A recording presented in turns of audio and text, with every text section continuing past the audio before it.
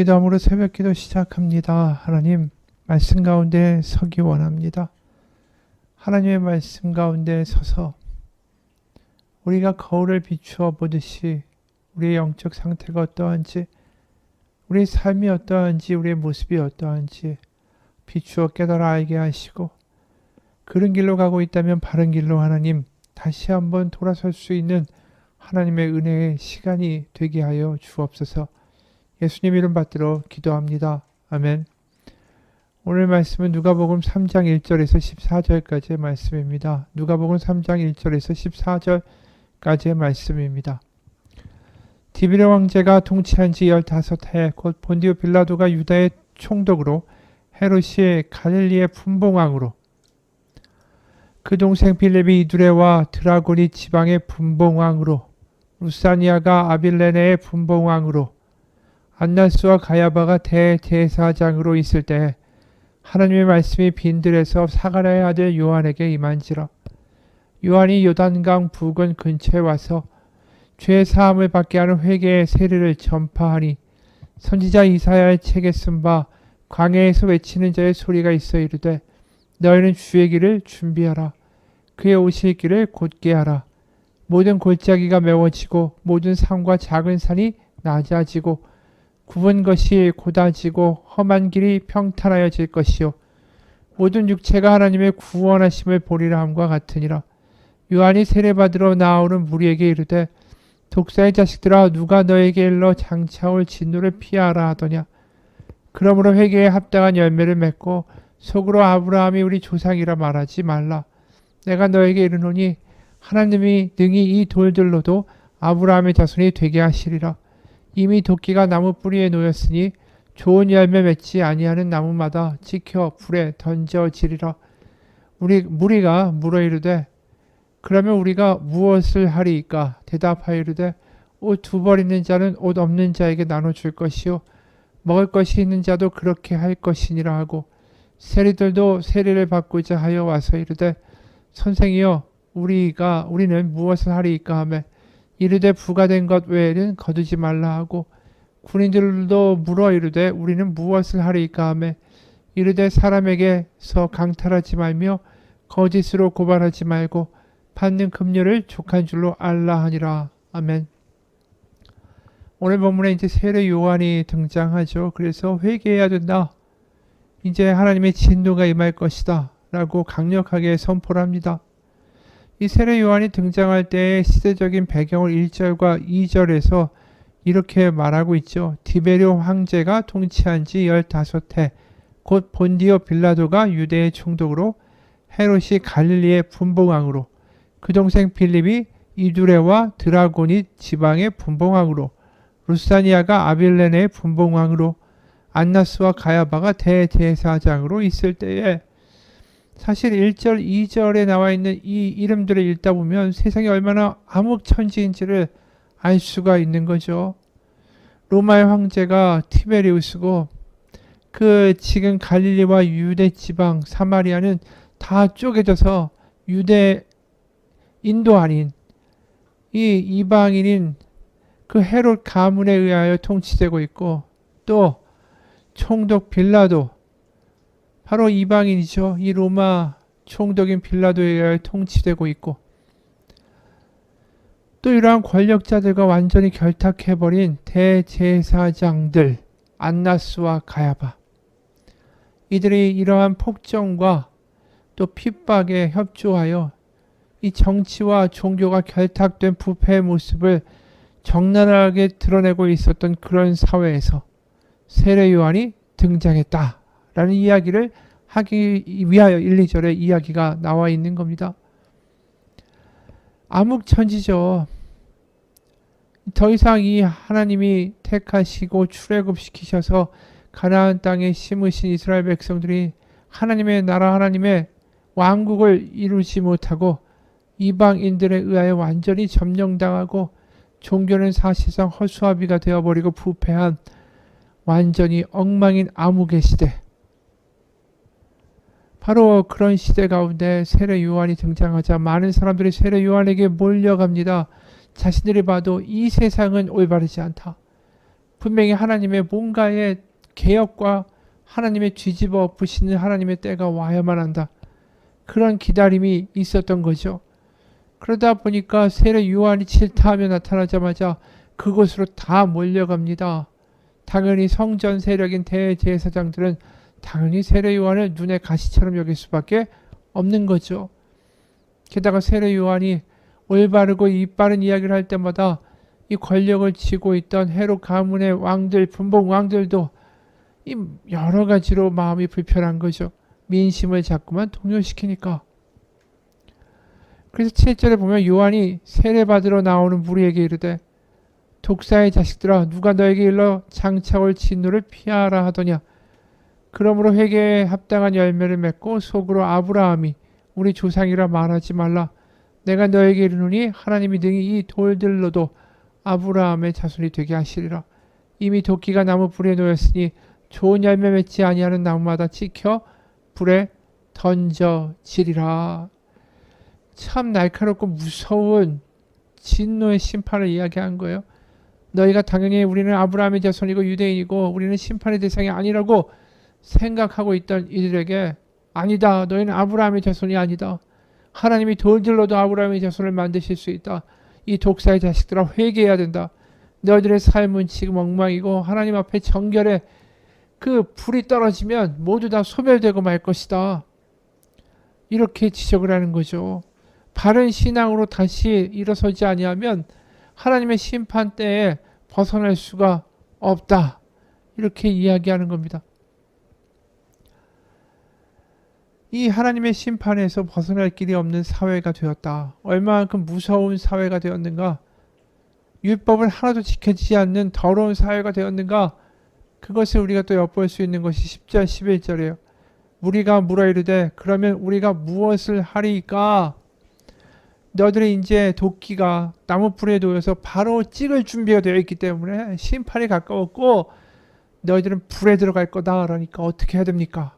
11절에 대답하여 이르되 옷 두 벌 있는 자는 옷 없는 자에게 나눠줄 것이요 먹을 것이 있는 자도 그렇게 할 것이니라 하고 세리들도 세례를 받고자 하여 이르되 선생이여 우리는 무엇을 하리까 하며 이르되 부가된 것 외에는 거두지 말라 하고 군인들도 물어 이르되 우리는 무엇을 하리까 하며 이르되 사람에게서 강탈하지 말며 거짓으로 고발하지 말고 받는 금류를 족한 줄로 알라 하니라.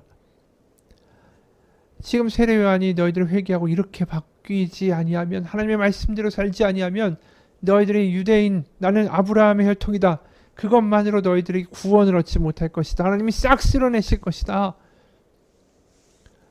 근데 지금 세상이 어떠냐 하면 거꾸로 말하면 이들이 지금 이것을 안 지키니까 너희들이 이렇게 지키라고 하는 거 아니겠어요? 사람들이 11절 보면 옷 두 벌 있는 자는 옷 없는 자에게 나눠줄 것이요 먹을 것이 있는 자도 그렇게 할 것이다. 이야기는 뭡니까? 사람들이 굶어 죽든 추위에 벌벌 떨며 죽어나가든 눈 하나 깜짝하지 않고 그냥 성전에 가서 예배나 드리고 제사나 드리는 종교적인 형식적인 믿음으로 그들이 살고 있었다라는 거죠. 율법에서 뭐라고 말합니까? 하나님을 사랑하고 이웃을 내 몸과 같이 사랑하라. 전혀 율법과는 상관없는 세상이 되어버린 거죠. 하나님이 말씀하신 율법도 지키지 아니하면서 나는 아브라함의 자손이다. 그 말 한마디로 너희가 구원을 받을 것 같으냐. 세상에 그만큼 엉망인 거예요. 율법 자체가 지켜지지 않는 거죠. 나는 제사 드렸으니까 다 된 거야. 그걸로 땡인 거예요. 제사 드리고 나머지 그 일주일의 삶 중에서 제사 드리는 날 빼놓고는 멋대로 사는 거죠. 그냥 내 욕심대로 내 부귀대로 내가 더 돈을 벌고 내가 더 높은 곳에 올라가고 내가 더 많이 가지고 이런 것을 추구하면서 살았던 삶이었다라는 거죠. 어떻게 보면 지금 우리가 사는 세상과 똑같은 모습 아닙니까? 세례 요한이 만약에 지금 우리나라 이 시대 이 땅에 온다면 아마 똑같은 이야기를 할지도 모르겠어요. 그리고 12절 세리들도 어떻게 그 당시에 사회에서 엉망으로 세상을 개판을 만드는 데 일조했는가? 세례에게 뭐라고 말합니까? 부가된 것 외에는 거두지 말라. 거꾸로 말하면 그들이 부가된 것 외에도 엄청나게 가운데서 착복을 했다라는 거죠. 그러니까 당시 세리들이라는 사람들은 로마 정부에게서 징세권을 얻습니다. 그러니까 세금을 징수할 수 있는 권한을 얻고 로마 정부는 언제 어느 시기까지 어디에 얼마를 가지고 오라. 이것만 딱 얘기를 해요. 그러니까 그것만 걷어서 갖다 주면 되는데 이 세리들이 가운데서 로마 정부에 바칠 금액 이상으로 왕창 걷어서 그 나머지 돈을 다 자기가 빼돌리는 거죠. 그러니까 어려운 사람들은 더 어려워지는 거고 어떻게든 자기만 잘 되면 된다라는 이기적인 생각들이 세상에 완전히 팽배한 모습이고 돈이 모든 사회의 기준이 되어 있는 그러한 모습이라는 거죠. 성전 있지만 그리고 버젓이 대제사장들도 있지만 엉망인 거죠. 그러니까 강자와 지배층들은 점점 더 부자가 되고 없는 사람들은 점점 어려워지고 토지를 빼앗고 고리대를 일삼고 수탈이 일어나고 가난한 아이들이 굶어 죽어 나가든 말든 눈 깜짝하지 않는 세상이 된 거죠.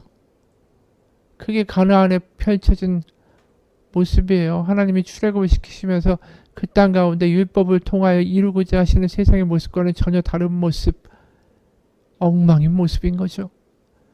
군인들도 이런 문제가 있지 않습니까? 사람에게서 강탈하지 말며 거꾸로 말하면 사람들에게서 강탈했다라는 거예요. 힘이 있고 권력이 있으니까 약한 사람들 등쳐가지고 빼앗고 거짓으로 고발하지 말고 거짓으로 고발했다라는 거죠. 누명도 씌우고 뇌물도 받고 받는 금료를 족한 줄로 알아. 그러니까 금료 외에 자꾸만 죄를 뒤집어 씌우고 협박하고 그러면서 뇌물 받아서 있던 죄도 없는 거로 풀어주고 그런 식의 생활을 했다라는 거죠. 군인들 권력자들이. 뭐 지금도 마찬가지 아닙니까? 유전, 무죄, 무전, 유죄. 뭐 이런 이야기도 세상 가운데 많이 있죠. 그런 세상의 속에서 성전은 하나의 형식적인 종교기관이 됐고 사람들이 오면은 제사 드렸으니까 야 너희 복 받을 거야. 아 재물 바치고 제사를 한 번도 빼먹지 않았으니까 너는 나중에 하나님의 축복을 받을 거야. 이런 이야기만 해주는 거예요. 종교 서비스만 제공하는 성전인 거죠. 그러다 보니까 말씀대로 살아가는 세상, 하나님의 뜻과 하나님의 어떤 의도, 구약에 나타나 있는 하나님의 열심, 그것에 대하여 다시 눈이 뜨이고 지금 세례 요한이 하는 말에 대하여 사람들은 들려지기 시작하는 거예요. 게다가 세례 요한의 모습이 구약에서 말씀하고 있는 선지자의 모습과 굉장히 흡사하기 때문입니다. 실제로 4절 보면 선지자 이사야의 책에 쓴 바 광야에서 외치는 자의 소리가 있어 이르되 너희는 주의 길을 준비하라 그의 오실 길을 곧게 하라. 5절 모든 골짜기가 메워지고 모든 산과 작은 산이 낮아지고 굽은 것이 곧아지고 험한 길이 평탄하여질 것이요. 6절 모든 육체가 하나님의 구원하심을 보리라 함과 같으니라. 이게 이사야 40장에 나오는 구절을 그대로 표현하고 있는 거죠. 이사야 40장이 어떤 이야기냐면 이 이스라엘 백성이 바벨론으로 끌려가죠. 남유다가 패망하고 그들이 이제 바벨론에서 70년을 보내고 있을 때 이사야의 말씀이 그들 가운데 선포됩니다. 너희들이 바벨론에서 다시 나와서 하나님의 약속의 땅인 가나안으로 가게 될 것이다. 제2의 출애굽이죠. 애굽에서 강대국에서 벗어나서 지금은 과거에는 제1의 출애굽은 애굽이었다면 제2의 출애굽은 바벨론인 거죠. 거기서서 벗어나서 너희들이 돌아가게 될 것이다. 길이 열릴 것이다. 하나님의 때가 올 것이다. 그 선포라는 거예요. 하나님의 때가 왔다라는 거죠. 이방인의 압제에서 벗어나서 이 가나안이 정말로 하나님의 나라가 되고 하나님이 출애굽시키시고 그곳에 나라를 세우신 것처럼 하나님의 나라, 하나님의 왕국, 하나님의 뜻이 펼쳐지는 그 때가 왔다라는 것을 이사야 40장을 통해서 지금 보여주고 있는 거죠. 세례 요한이. 게다가 세례 요한이 입고 있는 그 복장이 마가복음에 보면은 석청과 메뚜기를 먹고 가죽 털옷을 입었다라고 기록되어 있어요. 마가복음 보면 근데 이 낙타털 옷을 입고 허리에 가죽띠를 띠고 메뚜기와 석청을 먹었다. 근데 이게 열왕기하를 보게 되면 열왕기하 1장 8절에 엘리야의 복장을 이렇게 묘사합니다. 그들이 그에게 대답하되 그는 털이 많은 사람인데 허리에 가죽띠를 띠었나이다 하니 왕이 이르되 그는 디셉 사람 엘리야로다. 그러니까 그 복장이 세례 요한의 복장이 완전히 그 광야에 거하면서 엘리야와 같은 그러한 형색을 보여주니까 사람들이 다 엘리야와 같은 선지자, 또 이사야 40장에서 말씀하신 것처럼 하나님의 때가 왔다고 저 사람이 선포하는구나 라고 이야기하는 거예요. 실제로 이 말라기에 보게 되면 엘리야와 같은 선지자가 하나님의 날에, 여호와의 날에 올 것이다, 이렇게 분명히 말씀하고 있기 때문이죠. 말라기 3장 1절에서 6절, 말라기 3장 1절부터 보겠습니다. 만군의 여호와가 이르노라, 보라 내가 내 사자를 보내리니 그가 내 앞에서 길을 준비할 것이요. 지금도 그 길을 준비한다라고 하죠. 이사야의 40장에서도 그렇고, 또 너희가 구하는 바 주가 갑자기 그의 성전에 임하시리니 곧 너희가 사모하는 바 언약의 사자가 임하실 것이라. 이 사자를 보내신다고 그랬고, 말라기 4장 5절, 말라기 4장 5절, 구약의 마지막 책이죠. 말라기 4장 5절, 보라 여호와의 크고 두려운 날이 이르기 전에, 그렇죠, 심판의 날이 이르기 전에 내가 선지자 엘리야를 너에게 보내리니 그가 아버지의 마음을 자녀에게로 돌이키게 하고 자녀의 마음을 그들의 아버지에게로 돌이키게 하리라. 돌이키지 아니하면 두렵건대 내가 와서 저주로 그 땅을 칠까 하노라 하시니라. 그러니까 전형적으로 지금 세례 요한에게서 사람들은 말라기에 나와 있는 엘리야 선지자의 모습을 보고 있는 거죠. 그리고 여호와의 심판의 때가 온 거고, 하나님이 이제 싹 쓸어내시고 하나님의 나라를, 이사야에서 약속하신 하나님의 왕국을 세우실 것이다. 그러니까 얼마나 지금 세례 요한의 인기가 높았겠습니까? 지금 다 세상은 엉망이고 돈이 지배하고 권력이 지배하고 성전은 그냥 제사만 드리면 복 받을 겁니다, 이런 이야기를 해주는 종교적 립서비스를 행하고 있고, 그러면서 부패하고 있고, 그런데 이 세상은 이렇게 이건 아닌 것 같다라고 생각하고, 하나님의 말씀 가운데 볼 때 이렇게 가면 모두 다 망할 것 같다라고 생각하고, 특히 어렵고 힘든 이들은 너무나도 힘들어서 살 소망조차 없는 가운데 세례 요한이 외치는 그 메시지가 얼마나 호소력이 있겠어요. 하나님의 때가 온다. 이게 그들에게는 희망이었던 거죠. 여러분, 우리가 살아가는 세상이 어떻게 보면 세례 요한이 질타하고 있는 세상의 모습과 다르지가 않습니다.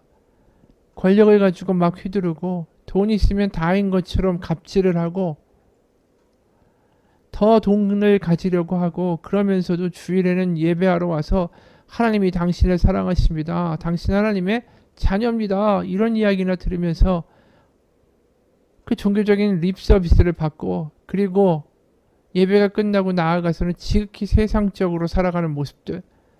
세례 요한이 이 땅에 와서 똑같은 말을 할 거예요. 회개해야 된다, 독사의 자식들아. 그런 이야기들을 세상 가운데 설파할지도 모르죠. 여러분, 우리가 하나님을 이 성전에 가둘 수가 없지 않습니까? 우리가 하나님을 예배당 안에 가둘 수가 없죠. 교회에 가두는 게 아니잖아요. 우리의 삶이 하나님이 보시기에 합당한 삶으로 변화되기 위해서는 우리가 일주일에 하루만 믿는 것이 아니라 매일 하나님을 믿는 믿음의 삶으로 우리의 삶이 변화되어야 되는 거죠. 우리의 능력으로 그렇게 어떻게 할 수 있느냐고요? 지금 세례 요한이 얘기하는 게 뭡니까? 회개하면 된다라는 거예요. 회개가 뭡니까? 우리가 하나님의 자녀로 살아가기에 내 능력이 부족합니다. 돈과 권력이 더 커 보입니다. 세상의 목소리가 더 커 보입니다. 세상의 협박이 더 크게 들립니다. 우리가 그러한 기도를 하는 거죠. 그리고 그 기도가 회개의 기도가 되는 것은, 하나님 제가 이렇게 약합니다, 거기에 흔들렸습니다, 하지만 그럼에도 불구하고 하나님 살아계심을 믿습니다. 이 기도가 회개인 기도예요. 다른 게 아니라 하나님을 더 믿으려고 하고, 하나님의 목소리가 더 크게 들려지게 해달라고 하고, 하나님과 더 동행하고 싶습니다라고 기도하는 거, 그게 회개죠. 내 힘으로 내가 죄를 어떻게 이겨요? 내가 어떻게 세상을 이겨요? 내 힘과 내 능력으로는 세상과 돈과 권력과 세상에 잘 되는 뻐기는 악인들을 이겨낼 수 있는 힘이 없습니다. 회개는 뭡니까? 내 힘으로 안 되니까 아버지께로 달려가는 거죠. 아버지 없으면 안 됩니다. 아버지의 능력을 주옵소서, 아버지의 그 성령을 주옵소서, 아버지의 은혜를 주옵소서. 그렇게 나아갈 때마다 하나님이 우리 가운데 부어주시는 은혜로 말미암아 세상을 이기는 거죠. 내 힘이 아니라 하나님의 능력으로. 회개는 그것입니다. 내가 부족하다는 것을 깨닫기 때문에 하나님께로 계속 달려가는 거. 그래서 하나님으로 채워가는 거. 그럴 때 우리는 세상 가운데 다르게 살게 됩니다. 세상의 방식이 아니라 하나님의 자녀로, 바로 죄인이 아니라 의인으로, 세상의 종이 아니라 하나님의 자녀로. 그래서 우리가 세상 가운데 하늘 나라가 있다. 하나님의 나라가 실제로 존재한다. 그래서 난 다르게 산다라고 세상 가운데 보여줄 수 있는 은혜의 삶을 살 수 있기를 주님의 이름으로 축원합니다. 같이 기도하겠습니다. 하나님, 세례 요한의 외침이 2000년 전에 공허한 외침이 아니라 바로 우리가 살고 있는 이 시대에 외쳐지는 음성이라고 듣습니다. 그래서 회개합니다.